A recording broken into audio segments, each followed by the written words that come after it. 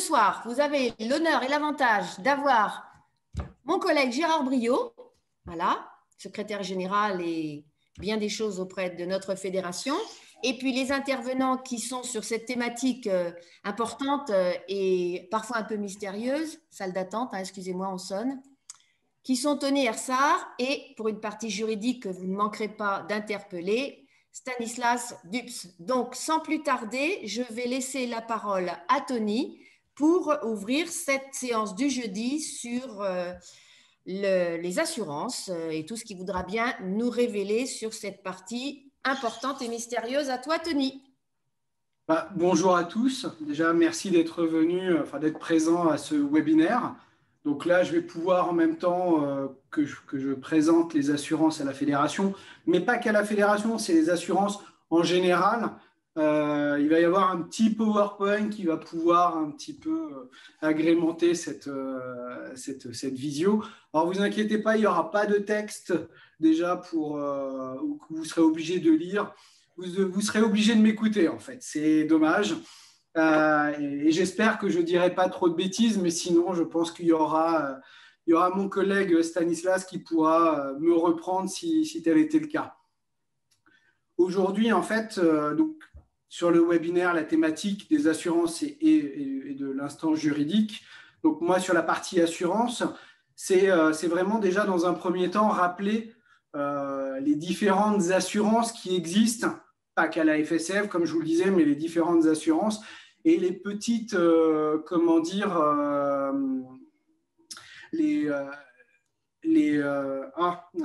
les différences qu'il peut y avoir entre assurances, en fait. Donc, la première assurance qui existe et qu'on entend tous parler, c'est l'assurance responsabilité civile. Alors, souvent, à tort ou à raison, on a tendance à dire que voilà, je suis assuré, c'est une assurance, je suis assuré, donc c'est l'assurance responsabilité civile. Qu'est-ce qu'est l'assurance responsabilité civile? L'assurance responsabilité civile, déjà, simplement, c'est la responsabilité civile, c'est quand je blesse quelqu'un ou quelque chose. C'est quand ma responsabilité civile est engagée. Pour une association, c'est la même chose. Quand on a un dommage, quand on cause un dommage, en fait, eh ben, il faut pouvoir réparer ce dommage. Et pour réparer ce dommage, il faut souscrire, et souvent on en souscrit une, tout le temps parce que c'est une obligation, on souscrit une assurance responsabilité civile. Donc, quand on parle de responsabilité civile, en fait, alors attendez, par contre, est-ce que tu as le PowerPoint, s'il te plaît? Je suis prête. Ok. Normalement. Cool. Parfait. Comme ça va me permettre en même temps de cheminer un petit peu. Voilà. Comme je vous ai dit, c'est juste des bullet points, mais ça va pouvoir me permettre de passer effectivement, notamment le plan et puis après la présentation des assurances. Ensuite, sur le point 3, désolé Dominique, j'aurais pu le faire. C'est ma faute. Donc voilà.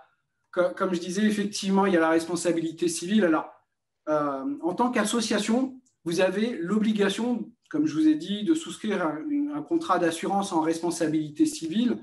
Donc, c'est le code du sport qui l'oblige, mais c'est la loi en général. Hein. Que ce soit une association sportive ou une association culturelle, toute personne a l'obligation, qu'elle soit physique ou morale, a l'obligation de souscrire un contrat. Alors, pour s'affilier à la fédération, on demande effectivement l'assurance responsabilité civile et vous avez le choix. Soit vous présentez une attestation d'assurance auprès d'un assureur lambda, AXA, HGF, Allianz, MMA, Massif, voilà, comme ça je ne fais pas de publicité.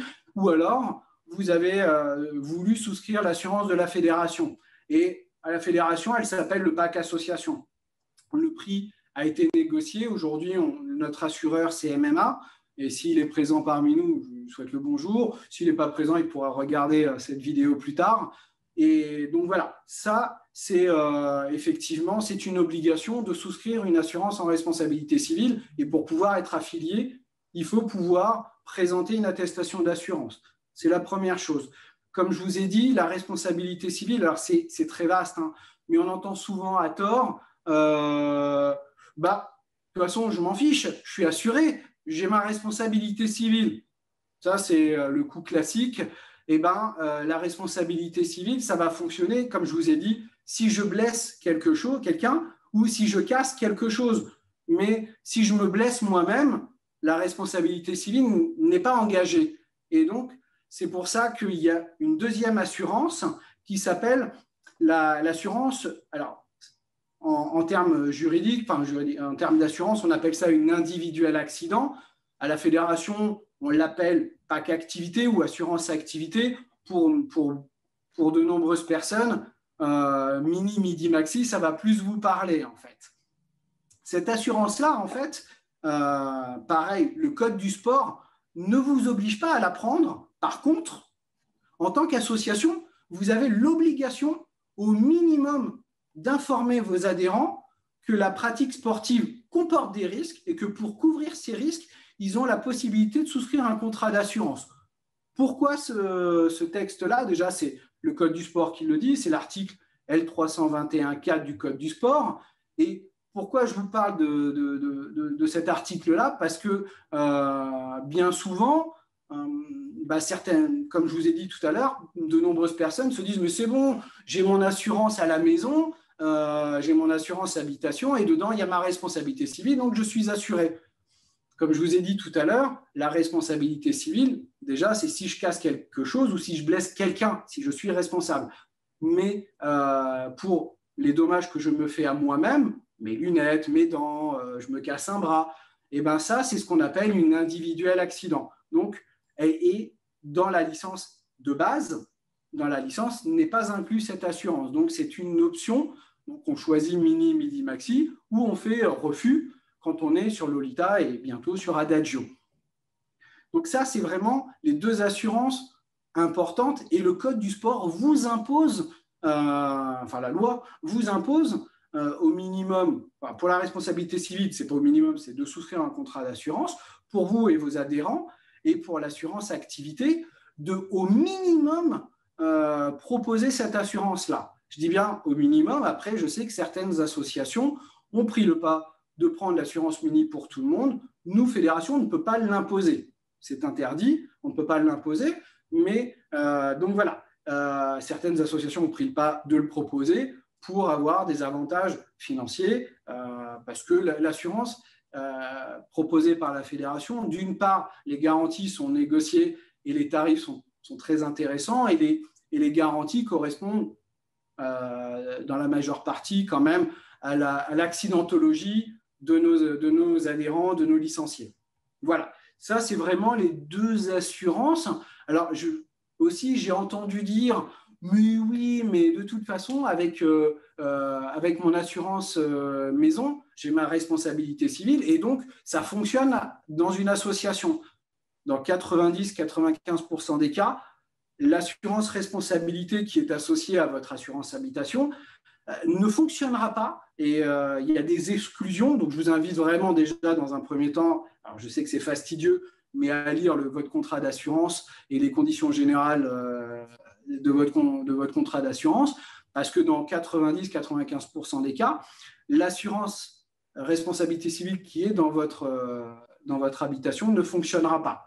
Donc voilà, c'est vraiment ces deux points-là. Alors j'insiste beaucoup là-dessus parce que il y a beaucoup je ne vais pas dire des idées reçues, mais ça, je vais en parler un petit peu après, des idées reçues. Mais voilà, c'est un monde très vaste, mais en même temps, en tout cas, je trouve ça très passionnant maintenant que j'y suis depuis quelques années, mais voilà, c'est très intéressant. Donc ça, c'est les deux premières assurances. Ensuite, pour de nombreuses personnes, vous avez dû entendre parler de la carte ponctuelle. La carte ponctuelle, en fait, qu'est-ce que c'est? C'est un titre d'appartenance auquel on a ajouté une assurance. Cette assurance, elle permet de couvrir ponctuellement une personne qui ne serait pas licenciée lorsqu'elle participe à un événement. L'assurance qui est adossée à ça, à la carte ponctuelle, c'est ce qu'on appelle l'assurance mini, c'est les mêmes garanties. Donc, voilà, cette carte ponctuelle, elle permet temporairement, de 1 jour à 15 jours, de protéger la personne qui ne serait pas licenciés à la fédération et de pouvoir proposer. Pour les questions, pour la MAE, je vous pose possible que ça fasse doublon, mais alors là, je vous invite vraiment à lire le contrat d'assurance parce que chaque assurance étant différente, certaines vont prendre dans les extrascolaires en association et d'autres pas. Donc ça, moi, je ne peux pas vous dire oui ou non si c'est pris en compte dans l'assurance MAE. Voilà, ça c'est pour la carte ponctuelle. Ensuite, dans de nombreux cas, certaines associations peuvent avoir du matériel en propre ou, par exemple, beaucoup assurent, mais pas pour les compétitions. Excusez-moi, peut-être que je repasserai tout à l'heure sur la question, mais parce que je demanderai un complément, un complément sur cette question-là. Donc, désolé, je revenais effectivement des associations, certaines associations ont des biens matériels, d'autres vont utiliser un local exclusivement. C'est-à-dire que, en fait, dans la notion d'assurance, dans l'utilisation d'un local, il y a ce que l'on appelle l'occupation temporaire de locaux ou l'occupation permanente de locaux. Il y a deux distinctions à avoir. L'occupation temporaire de locaux, elle va être inclue dans la responsabilité civile proposée par la fédération, donc le PAC association, et l'occupation temporaire de locaux, c'est moins de 30 jours consécutifs et surtout non exclusive. Alors, je m'explique. Une municipalité qui vous met un local même de 9 mètres carrés ou de 2 mètres carrés dans laquelle vous mettez plein de matériel et vous mettez surtout, par exemple, un ordinateur, un réfrigérateur ou une imprimante. Et puis, vous dites, mais c'est bon, ça appartient à la municipalité, au GDOS ou quelque chose comme ça. Normalement, c'est pas normalement, c'est vous devez souscrire un contrat d'assurance type dommage ou bien ou location. En fait, et là, parce que vous êtes dans une occupation permanente. Par contre, la municipalité vous met à disposition une fois par semaine le gymnase pour l'utilisation, pour le volley, pour la gymnastique, pour le foot, etc. Même si c'est toutes les semaines, ce n'est pas une occupation permanente dans le sens d'assurance, parce que vous n'êtes pas les seuls à l'utiliser. Il peut y avoir les écoles, il peut y avoir d'autres personnes avant vous, après vous. Et donc, on est vraiment dans l'occupation temporaire de locaux, donc couvert par la responsabilité civile, le PAC association de la fédération. Voilà. Donc, l'assurance dommage aux biens, pour en revenir à cette assurance-là, elle va venir couvrir soit vos locaux, s'ils vous appartiennent, ou si vous les utilisez de façon permanente. Donc voilà, je vous encourage vraiment que vous la preniez à la FSCF, enfin pas la FSCF parce que la FSCF ne la propose pas directement, c'est MMA, mais que vous la preniez à MMA ou ailleurs, il faut vraiment se protéger dans ces cas-là et assurer les dommages que vous pourriez causer en occupation permanente. Les tarifs ont été négociés avec MMA et je vous encourage vraiment à aller visiter le site internet, mais il y aura le lien après, où vous pourrez retrouver le catalogue d'assurance et toutes les informations. Mais voilà, ça c'est pour couvrir les biens qui vous appartiennent ou que vous occupez de façon permanente. Ensuite, il y a la protection juridique. Alors la protection juridique, dans de nombreux cas, beaucoup de personnes vont me dire, mais c'est déjà dans la responsabilité civile, parce qu'il y a déjà de la défense-recours. Justement, c'est de la défense-recours. C'est-à-dire que c'est si vous êtes responsable d'un dommage et qu'on vous attaque pour le dommage que vous avez causé. Donc, si votre responsabilité civile est engagée, bien évidemment. Mais par contre, imaginons, alors en tant qu'association, vous pouvez avoir des salariés, c'est pas bien de dire ça, je sais, d'avoir un problème avec un salarié ou quelque chose comme ça, mais malheureusement, c'est des choses qui peuvent arriver, ou vous avez un litige avec un fournisseur. Là, je prends par exemple un exemple de la semaine dernière. À la fédération, on va bientôt changer de fournisseur de téléphonie et ça fait 4 mois qu'on a signé avec le fournisseur et il n'exécute pas le contrat.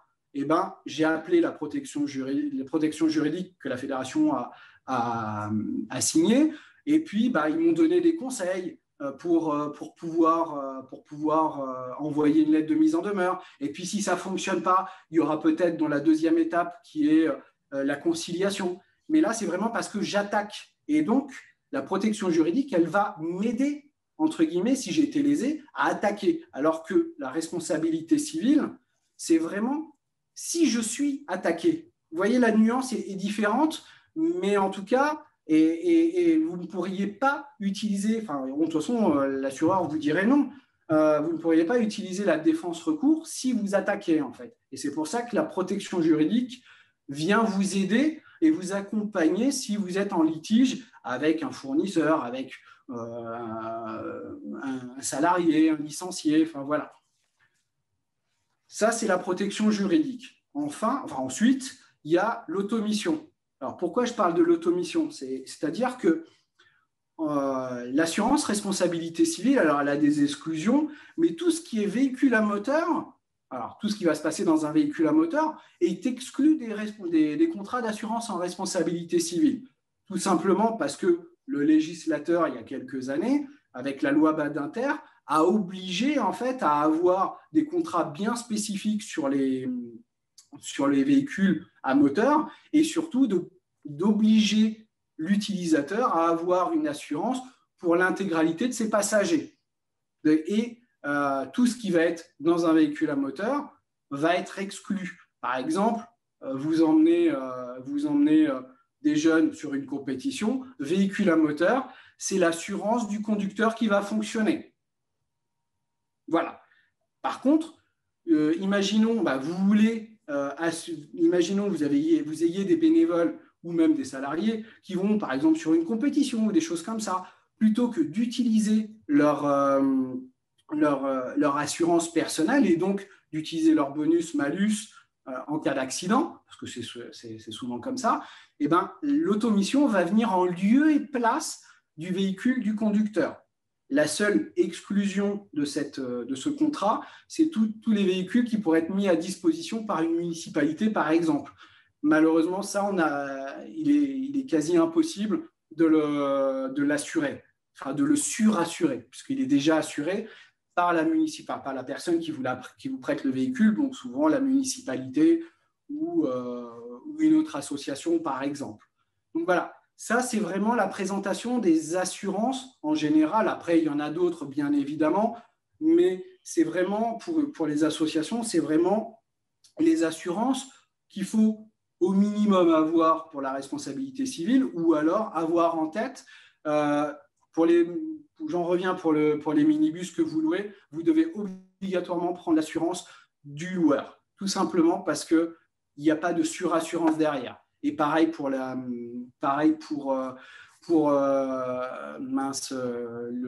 dépôt de garantie, il n'y a aucune assurance. En tout cas, l'automission ne viendra pas en lieu et place de l'assurance du loueur. Il n'y a que le loueur qui peut vous la proposer.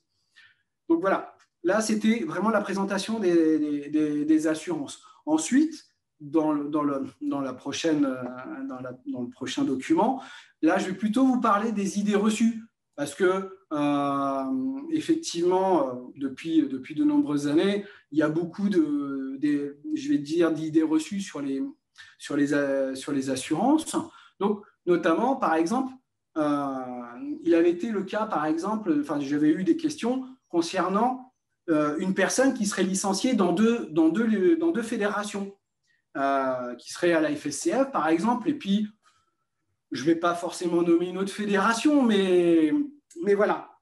Je ne peux pas vous donner une réponse claire et nette. Tout simplement, ça dépend du contrat d'assurance de l'autre fédération. Ce que je peux vous dire, c'est que celle de la FSCF, tant que vous restez dans le cadre de votre association, vous êtes couvert, donc même ailleurs. La seule exclusion serait si vous participez au championnat du monde en élite, et dans ces cas-là, ça ne serait pas couvert. Et parce que généralement, vous seriez reconnu haut niveau. Et dans ces cas-là, c'est vraiment des assurances particulières et l'assurance mini-maxi ne fonctionnerait pas dans ces cas-là. Mais pour les autres fédérations, de savoir s'ils sont couverts à la FSCF, je ne peux pas vous le dire. tout simplement parce que je ne connais pas les autres contrats d'assurance des autres fédérations et c'est impossible de pouvoir vous apporter un élément de réponse ne connaissant pas les autres fédérations dans ces cas-là. Ensuite, aussi une autre idée reçue, c'est la multiplication des contrats d'assurance personnelle. Alors, là-dedans, qu'est-ce que je veux dire? C'est-à-dire que j'ai souvent entendu dire, bah oui, mais j'ai déjà mon contrat d'assurance habitation, dedans il y a la responsabilité civile. Comme je vous ai dit tout à l'heure, c'est que dans la majeure partie des cas, l'assurance responsabilité civile ne fonctionne pas, par exemple, dans les associations, qu'elles soient sportives ou pas. Ça ne fonctionne pas et il faut vraiment lire son contrat d'assurance. C'est pour ça que le législateur a imposé l'obligation d'assurer l'association et ses adhérents en responsabilité civile pour les dommages qu'ils causeraient. Donc ensuite, il y a la carte bancaire. Souvent, on entend dire que bah oui, mais avec ma carte bancaire, je suis assuré. Alors, je vais vous dire, ça va dépendre. Déjà, est-ce que vous avez payé par carte bancaire ou pas dans un premier temps. Alors, avant, c'était facile, je pouvais vous dire, bah, vous n'avez pas payé par carte bancaire, donc avec Adagio, ça va être différent. Mais en tout cas, ce qui est sûr, déjà, c'est qu'il faut que la carte bancaire soit au nom de la personne qui souscrit. C'est-à-dire que, moi, je prends l'exemple, par exemple, je vais au ski, je prends ma carte bleue, souvent, je vais prendre une Gold, je vais payer mon forfait, et je prends une Gold pour pouvoir bénéficier du carénage. Je pense que vous en avez déjà entendu parler. Je paye pour moi, et puis j'ai un copain qui va venir, je vais payer pour lui aujourd'hui, puis demain, il va payer pour moi. Et pour moi, ça va fonctionner, l'assurance carénage avec ma Gold. Par contre, je paye pour mon copain, lui, ça ne fonctionnera pas parce que c'est le titulaire de la carte pour lequel ça va fonctionner, pas les personnes qui sont à côté. Donc voilà. Après, je vous encourage vraiment à lire, pareil, les garanties qui sont avec votre carte, parce que chaque carte étant différente, c'est compliqué aussi de dire si c'est pris ou pas pris. Donc voilà, je vous invite vraiment à vous retourner auprès de l'assureur qui est avec votre carte. Ensuite, j'entends souvent dire que pour les associations, de toute façon, les lois Châtel, les lois Hamon, on peut résilier quand on veut dès qu'on a 1 an d'assurance. Alors, pour le particulier, pour vous et moi, oui, pas de souci, c'est le législateur l'a permis. Par contre, une association, une association, c'est une personne morale. Les lois Châtel et les lois Hamon ne s'appliquent pas pour les personnes morales. Et donc, imaginons que vous ayez souscrit un contrat responsabilité civile avec AXA, par exemple, et puis vous vous dites, en septembre, je vais aller avec la FSCF, de toute façon, la FSCF va résilier pour moi, parce que pour les particuliers, c'est possible. Déjà, pour les pour les personnes morales, ça n'est pas possible, il faut que ce soit le titulaire du contrat qui résilie et pas l'assurance, la nouvelle assurance. Et d'autre part, en tant que personne morale, vous devez vraiment résilier à la date d'échéance du contrat, en respectant bien le préavis, souvent qui est entre 1 et 3 mois. Donc vraiment, faire très attention à ça, parce que souvent, on passe à l'as, et puis on est réengagé pour 1 an. Je parle pour les associations. Donc vraiment, bien identifier, surtout si vous avez plusieurs contrats d'assurance, bien identifier les dates d'échéance, tout simplement pour aussi renégocier vos contrats d'assurance. Ça se renégocie tous les 2-3 ans. La FSCF, elle renégocie tous les 4 ans, puisque c'est des contrats de 4 ans pour la responsabilité civile et l'individuel accident, donc pas qu'association, pas qu'activité. Pour les autres contrats, c'est à voir directement avec l'assureur. Ensuite, alors je vous ai mis entraînement de boxe. Vous allez me dire pourquoi Tony me parle d'entraînement de boxe alors qu'il n'y a quasiment pas de boxe à la FSCF. C'est juste, voilà, pour imager un petit peu. En assurance, il y a aussi ce que l'on appelle l'acceptation des risques. Alors, qu'est-ce que c'est que cette bête-là?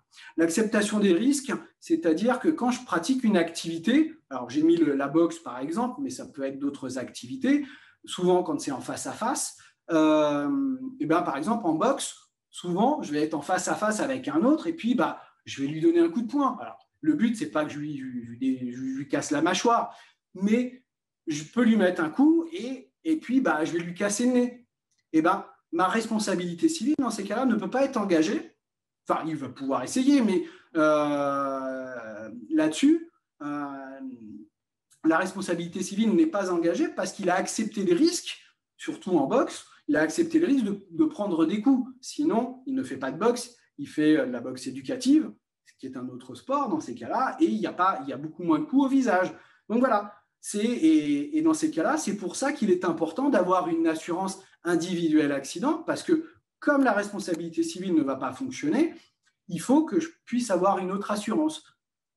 Donc voilà, ça c'est vraiment les idées reçues sur les assurances. Oula, une petite seconde, ma télé va s'éteindre, ce qui serait complètement dommage, c'est bon. Ensuite, je vais faire un retour un petit peu sur les questions qui ont été posées, que j'ai reçues. À la prochaine. Voilà. La première question que j'ai eue, c'est est-ce que l'assurance activité est obligatoire? Comme je vous ai dit tout à l'heure, on n'a pas le droit d'imposer l'assurance. Je parle pour l'assurance individuelle accident. Non, on n'a pas le droit de l'imposer. Certaines associations prennent le pas. Ça, je ne peux pas aller à l'encontre. Nous, en tout cas, en tant que fédération, on n'a pas le droit de l'imposer.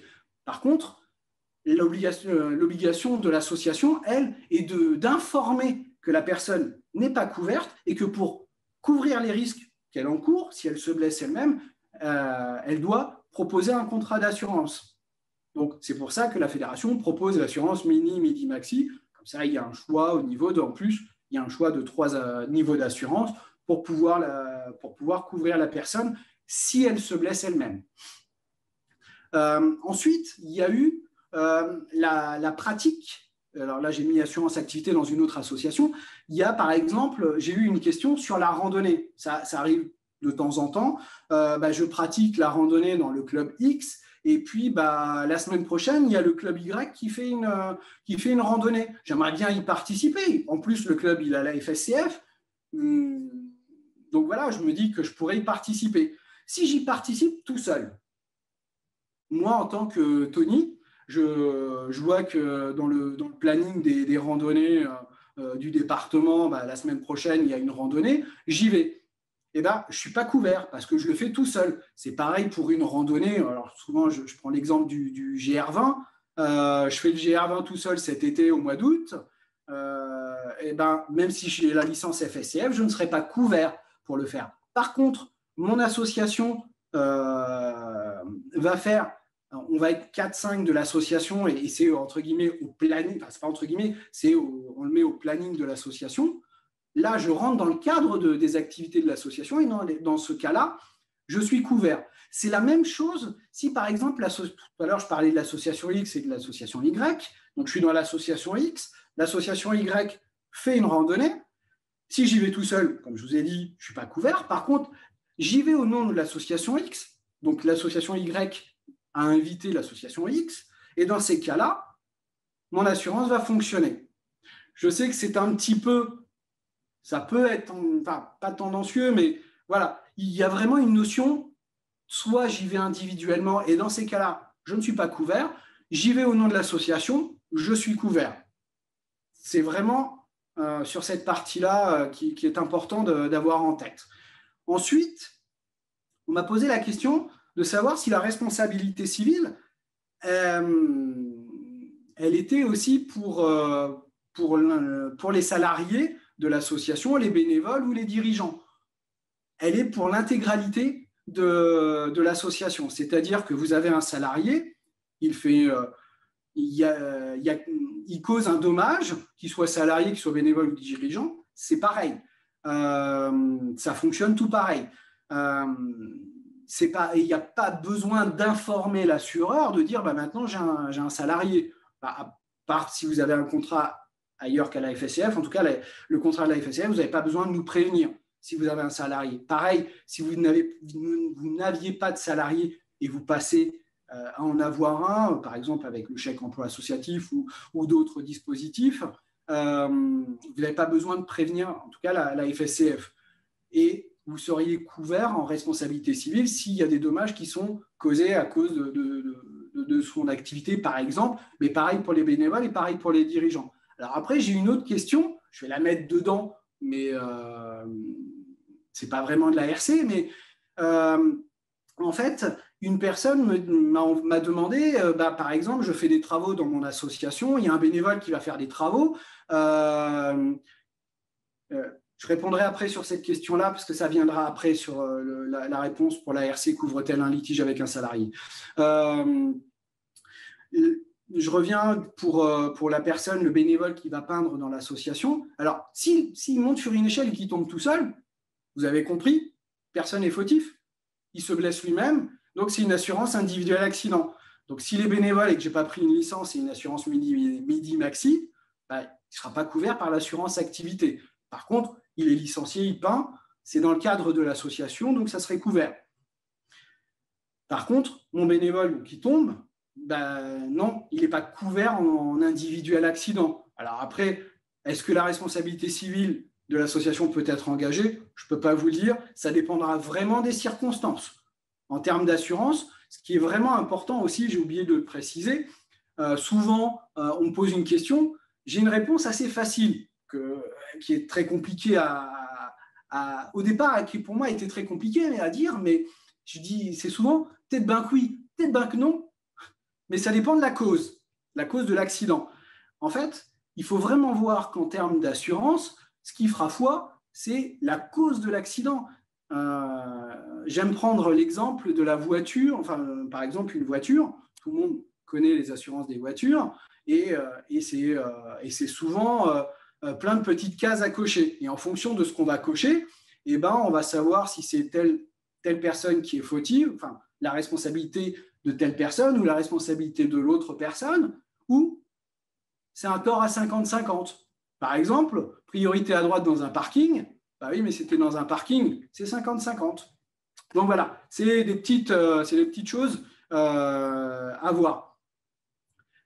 Le président de l'association est bénévole et ne participe pas aux activités.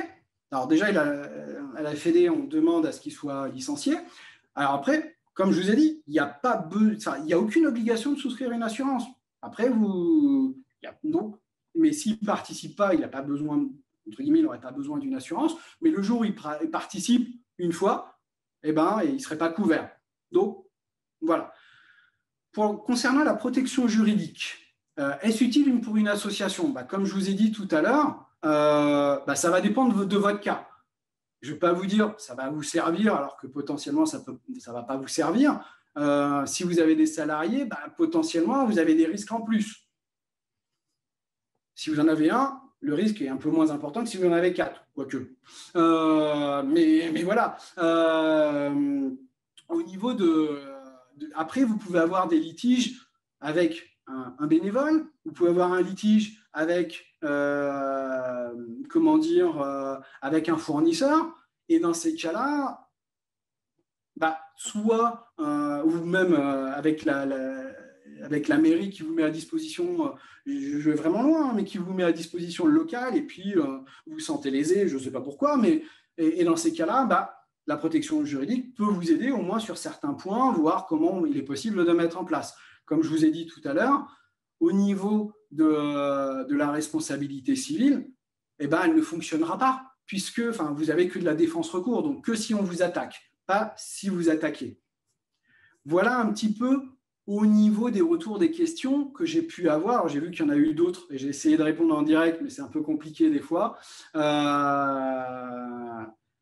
Alors, oui et non.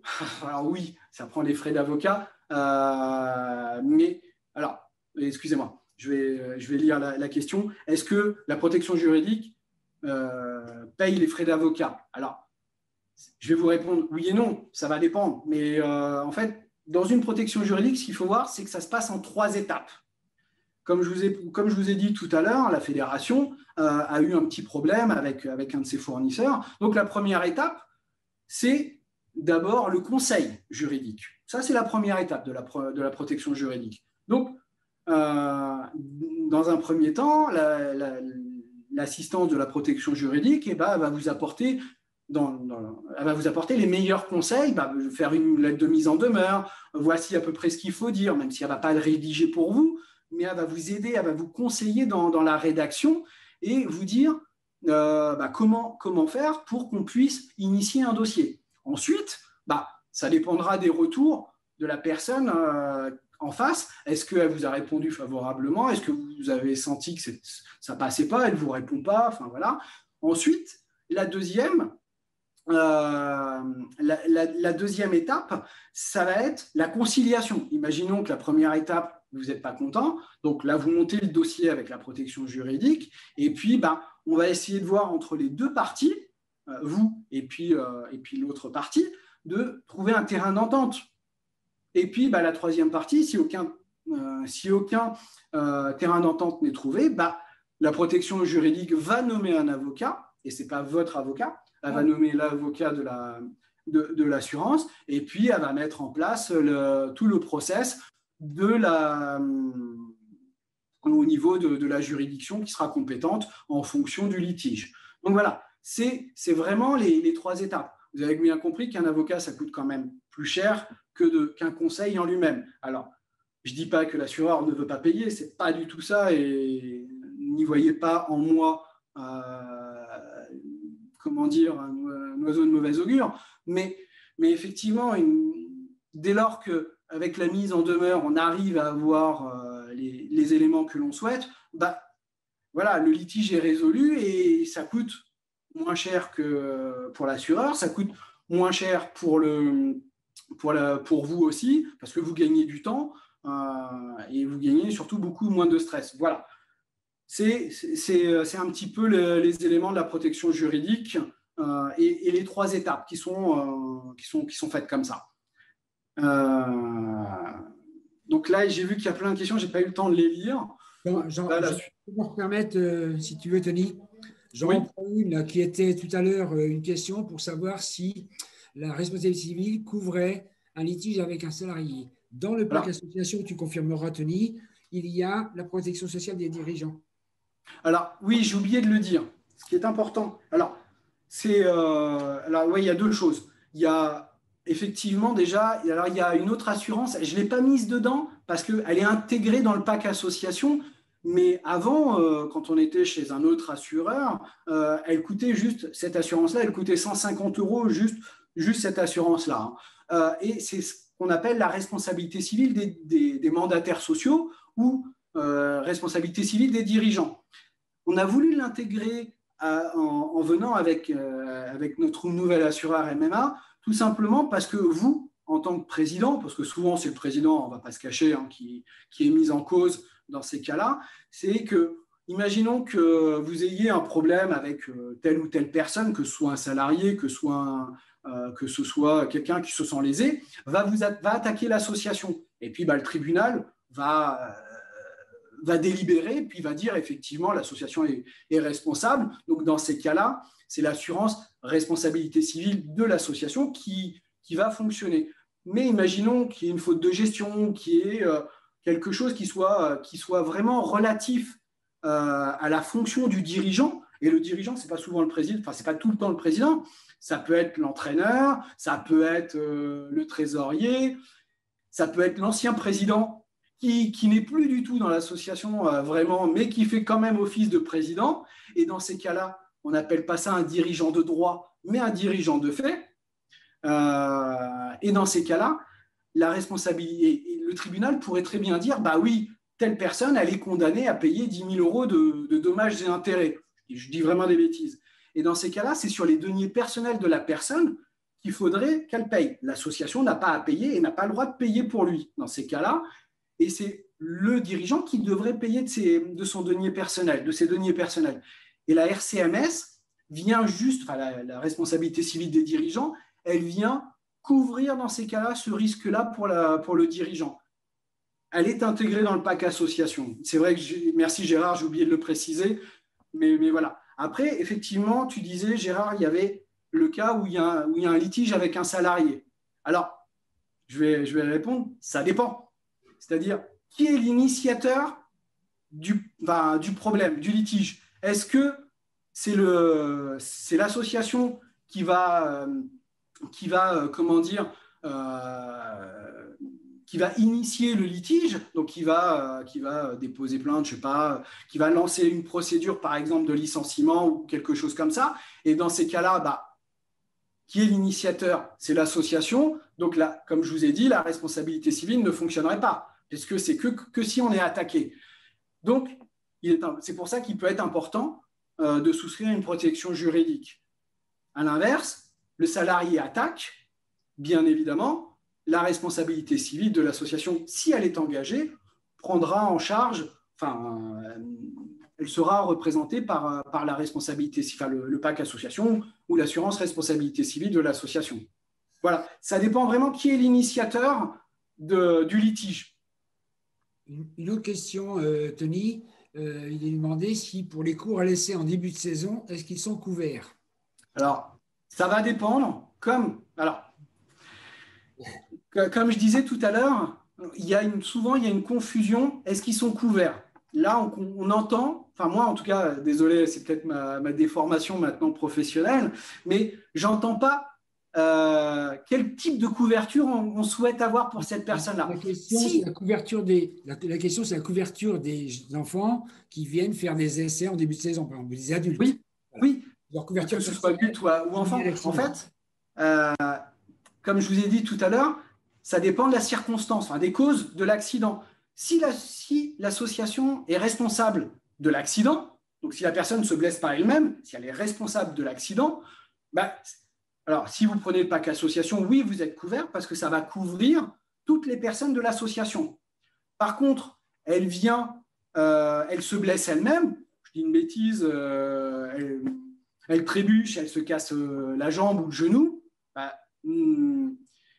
non, elle ne sera pas couverte si elle n'est pas licenciée à la FSCF et souscrit une assurance mini-maxi.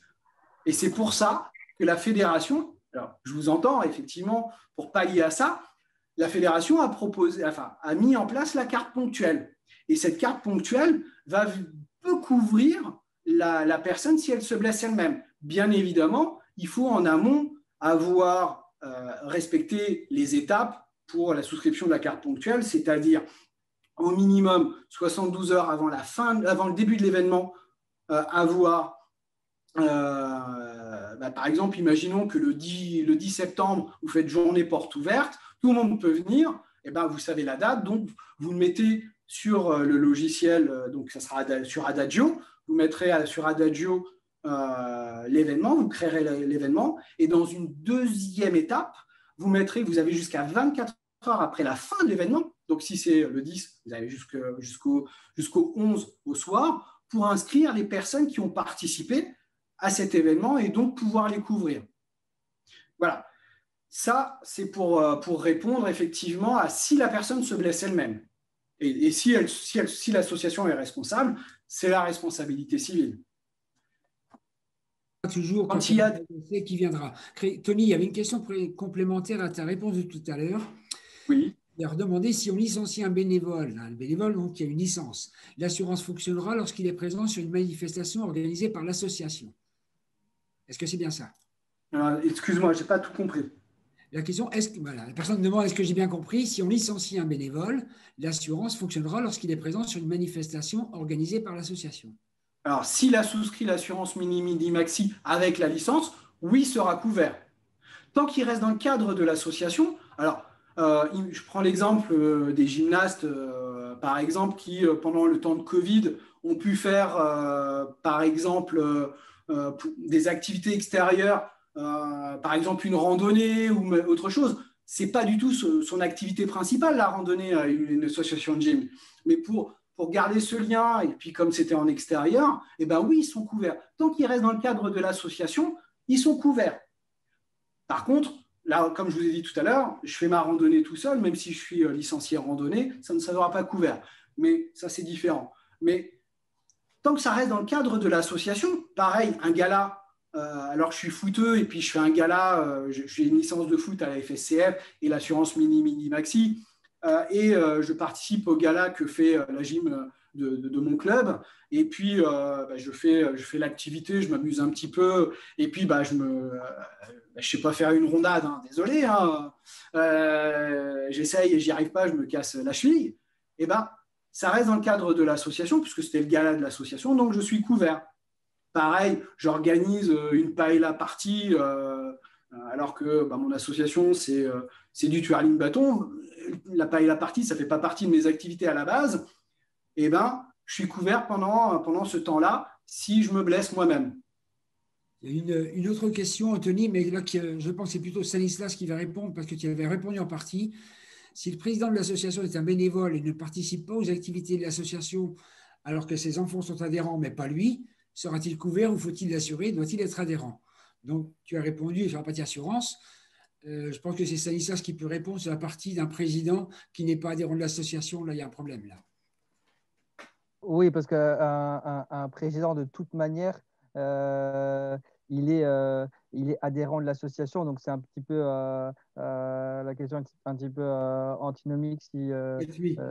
C'est l'inverse qui n'est pas possible. C'est-à-dire qu'il ne peut pas être président s'il n'est pas adhérent. Ça, c'est le statut de toute association. Exactement. Je voudrais aussi faire un point. Alors, on en a parlé un petit peu avec Stan aujourd'hui. Je vois qu'ici, parmi nous, il y a des responsables d'associations et puis de comités ou anciennement de comités. Je pense que vous avez déjà entendu dire, surtout en ces temps, mais à quoi ça me sert de créer une association? Parce que de toute façon, je peux pratiquer mon activité comme je veux dans la rue. Alors, si je fais de la course à pied tout seul, oui, pas de souci. Par contre, j'ai eu encore le cas hier, c'est pour ça que j'en parle un petit peu, c'est que j'ai une personne qui est venue, qui m'a contacté, et puis il fait de la savate, il fait partie d'une autre fédération, et puis il a envie de changer, il a envie de venir à la FSCF. Puis au final, en grattant un petit peu, on se rend compte que financièrement, c'est très compliqué à monter une nouvelle association. Ok. Et puis il commence à me dire, oui, mais dans ces cas-là, moi je vais au parc à tel endroit, et puis je propose mon activité, puis vient qui veut, et puis y a là, quoi. Ce qu'il faut savoir, c'est que même si vous n'êtes pas une association déclarée, il y a en droit, alors c'est du droit et Stan, je pense, ne me contredira pas là-dessus, j'espère. Il y a deux types d'associations. Il y a l'association de droit, donc c'est celle qui est déclarée au journal officiel ou à 1901 ou autre dans certains départements. Puis il y a aussi l'association, ce qu'on appelle l'association de fait. C'est-à-dire que, alors j'ai pris comme exemple l'événement Facebook. Vous savez, les apéros Facebook qu'on a pu avoir il y a quelques années, a priori, ça continue encore un petit peu. Et puis, je lance comme ça une invitation et tout le monde vient. On va tous place de la République, c'est sympa. Et puis, tout le monde dégrade la colonne de la place de la République. Qui est le responsable de ça? C'est moi. Tout simplement parce que j'ai initié. Et donc, je deviens dirigeant dans ces cas-là. Et donc, ma responsabilité est engagée. Et comme les associations de fait, parce que là, c'est une association de fait, et donc je deviens un dirigeant de fait aussi, comme les associations n'ont pas le droit de souscrire de contrat, enfin, les associations de fait n'ont pas le droit de souscrire de contrat, parce qu'elles ne sont pas reconnues officiellement, c'est moi, Tony, Bibi, qui va devoir rembourser tout ça, parce que c'est de ma faute. J'aurais jamais dû lancer une invitation Facebook. Donc, ce que je veux dire, c'est que je fais dans un parc, je fais une petite séance de quelque chose, et puis quelqu'un se blesse, il peut se retourner contre moi parce que je lui ai dit viens, ça va être sympa, et puis c'est de ma faute. Donc voilà, il faut vraiment aussi certaines associations qui se diraient, ou certaines personnes qui diraient mais ça sert à quoi vraiment de monter une association? Ça sert aussi à ça. Ça sert aussi à protéger son dirigeant en cas de problème. Alors, vous allez me dire, dans la plupart des cas, il n'y a pas de problème. Mais quand il n'y a pas de problème, on ne vient jamais vous chercher. Par contre, le jour où il y a un problème, on va vraiment chercher les éléments. Voilà. Tony, il y a une autre question qui est de savoir si on est couvert à l'étranger, par exemple, pour la randonnée pédestre. Oui. Alors, dans la liste, dans l'assurance activité, donc, enfin, je dis oui et oui, hein, en responsabilité civile et en individuel accident. Ce qu'il faut savoir, c'est que dans l'assurance mini-midi-maxi, par exemple, il y a aussi une assistance rapatriement. Donc, vous êtes en randonnée, je prends l'exemple de la randonnée, vous êtes en randonnée à l'étranger, puis vous vous cassez quelque chose en plein milieu de la montagne, il faut vous rapatrier. Oui, l'assistance rapatriement est comprise dedans. Et par contre, il faudra bien prendre contact avec le rapatriement tout de suite, plutôt que de faire les démarches tout seul. Parce que sinon, l'assurance pourrait… Une dernière question, Tony. Le montant des garanties des assurances évolue-t-il d'une année sur l'autre? Nous les joignons à nos dossiers d'inscription, doit-on les mettre à jour? Alors, depuis 6 ans de mémoire, la fédération n'a pas changé ses prix, aussi bien pour l'assurance mini, midi, maxi, que pour l'assurance responsabilité civile. Alors, pour la RC, c'est vrai, on est passé de 0 à 25 €. On a fortement augmenté, effectivement. C'est vrai. C'est pas une question de prix, mini. Tony, ce n'est pas une question de prix, c'est une question de garantie. Alors, les garanties n'ont pas évolué depuis 5 ans, je crois, de mémoire aussi. Hein. Et tout le long du contrat, à part si vraiment l'assureur estimait qu'il y avait des garanties à apporter supplémentaires, enfin, en termes de montant, mais en tout cas, le contrat qui a été signé jusqu'en 2024. Donc, potentiellement, les garanties restent les mêmes jusqu'en 2024. Et c'est aussi pour ça qu'on ne change pas les prix. Et généralement, aussi, enfin, dans vos contrats, dans certains de vos contrats, par exemple une gave ou quelque chose comme ça, généralement, vos montants évoluent. Alors souvent, par exemple, si, ce qui arrive souvent, c'est que votre mutuelle, par exemple, elle augmente. Chaque année, elle augmente. Hein. Mais en fait, elle augmente parce que, alors là, c'est un peu technique, mais c'est le plafond de la sécurité sociale qui augmente. Donc, votre cotisation augmente, mais en fait, vos garanties augmentent aussi, puisque les garanties, les remboursements sont calculés sur les cotisations de la sécurité sociale. Donc, voilà, ça augmente parce que ça augmente, en fait. Là, la fédération n'a pas augmenté depuis 6 ans. Bon, les garanties n'ont pas augmenté non plus depuis 6 ans. Mais elles correspondent encore actuellement vraiment à l'ensemble des besoins des associations. Ben voilà, beaucoup d'informations. Vous avez remarqué notre agent Tony, c'est le gars qui ferait vendre de la glace aux Esquimaux. Voilà, donc c'est la bonne personne qu'il nous fallait. Je crois qu'on a trouvé plus bavard que moi. Vous avez remarqué combien j'ai été silencieuse pendant à peu près 50 minutes. Ils se sont dit, pendant qu'elle partage l'écran, elle la ramène pas. J'ai bien noté la technique. Hein. On ne va pas la faire 2 fois, celle-là. Bon, en tout cas, vont-elles augmenter pour la saison prochaine? Notre dernière question d'Alain. Et voilà. Non. Voilà. Elle n'est pas belle la vie. Hein? On termine sur une non-augmentation. Je suis désolé, c'est vrai que je monopolise beaucoup. En tout cas, je vous encourage. C'était tout l'intérêt, Tony. C'est une question quand même extrêmement sensible, le phénomène de l'assurance, parce que quand tout va bien, on s'en inquiète peu. Mais quand on a un souci, on a recours et on essaye de trouver ce qu'on pourrait avoir avec ce qu'on n'a pas forcément souscrit. Je vous l'ai bien résumé, celle-là. Hein, c'est ça. Bon. Alors, donc, ce que je voudrais dire aussi, c'est la chance que vous avez en tant qu'association affiliée à la FSCF. Alors, vous allez me dire, j'essaye de vendre un petit peu l'affiliation. Bon, là, je suis avec des gens affiliés, donc je dirais, c'est facile, mais voilà, aussi même sur les territoires. C'est-à-dire qu'à la fédération, vous avez une personne quand même qui est dédiée au juridique. Enfin, c'est pas dans toutes les fédérations. On est là pour vous accompagner, enfin, que ce soit les territoires, hein, que ce soit les CD, les CR, que ce soit les associations. Quand il y a des questions, on est là pour vous aider. Mais aussi, vous avez une personne qui est dédiée aux assurances. J'avoue, je ne fais pas que des assurances dans la vie, heureusement. Mais voilà, ça fait quelques années que je fais des assurances et je suis en étroite collaboration avec l'assureur. Et donc, dès que j'ai une question, des fois, j'ai des questions pour lesquelles je ne sais pas répondre. Peut-être ben oui, peut-être ben que non, ne suffit pas des fois, hein, j'ai bien compris. Mais en tout cas, j'essaye dans la mesure du possible d'apporter des précisions quand il y a besoin et de répondre. Alors, c'est vrai que ces derniers temps, ça a été un peu compliqué des fois de répondre instantanément, mais j'essaye, en tout cas avec Stan, on essaye vraiment de répondre assez rapidement aux demandes parce que vous êtes demandeur et on doit de répondre rapidement en fait.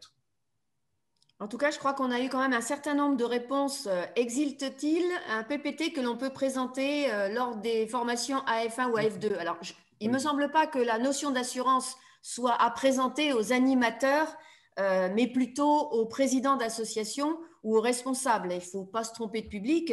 Et justement, vous vous rappelez tous, en tout cas pour les abonnés du jeudi, que toutes ces informations, c'est-à-dire le programme support qui a été diffusé et toutes les questions et les réponses qui ont été placées dans l'espace de discussion seront disponibles sous… Non, mais ça fait quand même 6 semaines, les jeunes, là. Bandeau bleu, communication, communication, webinaire. Et là, la totale depuis le 23 mars. Et là, vous vous rappelez qu'il faut boire de l'eau chaude le matin, ne pas manger de chips. On l'a dit, tout ça. Et vous avez, si vous étiez là il y a 15 jours, on avait travaillé l'idée d'avoir une petite communication sur comment avoir une reprise avec plus de précautions, parce qu'on avait le sentiment que dans les clubs, on y allait un petit peu fort. Eh ben, j'ai le plaisir de vous dire que dès demain, vous aurez la communication d'un support qui vous sera possible d'afficher dans vos installations ou dans vos équipements pour partager le plaisir de la reprise dans les activités sportives, mais aussi de se dire attention, si votre tête est au courant, votre corps ne l'est pas tout à fait. Voilà, bon, on n'a pas mis 2 semaines à chercher le slogan, hein, on en connaît, on avait fait pas trop, je ne vous la refais pas pour ceux qui étaient présents. Mais l'idée, c'était que tous nos jeunes reprennent avec beaucoup d'enthousiasme, que nos animateurs sont extrêmement motivés, mais qu'après des mois d'interruption ou de fonctionnement un petit peu à la marge, eh bien, il y a des automatismes qui vont se faire. Par contre, il y a des articulations qui ne sont pas encore informées ou qui ne sont plus dans l'état qu'elles devraient être au mois de juin. Donc, il y a une campagne d'information suite à notre webinaire d'il y a 2 semaines, je crois. Je vous rappelle aussi le menu que la semaine prochaine, on retrouve la commission Éveil qui vient nous présenter, nous réexpliquer tout le bien fondé et tout le magnifique concept de cette activité. Et dans 15 jours, au programme, les dispositifs de rentrée avec la carte passerelle, le pass sport, et puis peut-être un petit rappel, vous la prenez celle-là, sur le certificat médical, parce qu'on n'en saura jamais trop, il y aura toujours des questions. Et je rappelle que nos rendez-vous du jeudi, eh bien oui, c'est un peu triste, se termineront début juillet par une animation de la commission Histoire et Patrimoine, ça n'est pas antinomique, qui nous parleront de comment archiver nos documents. Mais je vous laisse le mystère de tout le menu. Donc, oui, pour les questions, vous avez dans l'espace l'adresse mail. Mais comme l'a dit Tony, n'hésitez pas à interpeller nos animateurs et puis les personnes en charge et qui ont les compétences dans ce domaine. Il y a Stanislas et Tony, Stanislas pour le juridique, Tony pour les licences. Ce sont des gens extrêmement réactifs et qui sauront vous accompagner dans les difficultés que vous pouvez rencontrer parce qu'ils ont la possibilité de répondre rapidement ou d'aller chercher l'information. N'hésitez pas, c'est aussi pour ça qu'ils sont là. Donc voilà, et bien sur ces bonnes paroles, il est 20h59, à moins que quelqu'un ait une histoire drôle ou une chanson à nous chanter. Mais là, on a arrêté les chansons, vous avez remarqué? On a arrêté les chansons puisque personne ne réclame, on ne chante plus. Ah, Dominique, vous avez un petit rendez-vous. Tu vas chanter ce soir. Comment ça, qui va chanter ce soir? C'est toi. Ah non, non, non, on avait dit qu'on arrêtait ça parce qu'après j'ai des ennuis, moi, avec la police fédérale. Mais en fin de saison, on se fera un petit concert parce qu'on a aussi les événements du 26 et 27. J'espère que tout le monde a commencé à préparer son petit événement ou son grand événement du 26 et 27 pour qu'on ait un hashtag fédéral foudroyant pendant ces 2 journées. Vous avez vu la campagne de com, vous avez vu l'affiche que vous pouvez décliner dans vos associations, la personnaliser et puis faire un super moment de convivialité, de retrouvailles, papoter, échanger, discuter, raconter des blagues carambars, tout ça, quoi. En tout cas, cet événement que vous allez préparer ensemble. Et puis, eh bien, chers amis, auditeurs, comme ils disent là-bas, on se retrouve jeudi prochain? Pas de souci. D'accord, oui. Jeudi prochain. Passez une semaine. Bonne soirée à tous. Merci encore d'être là ce soir.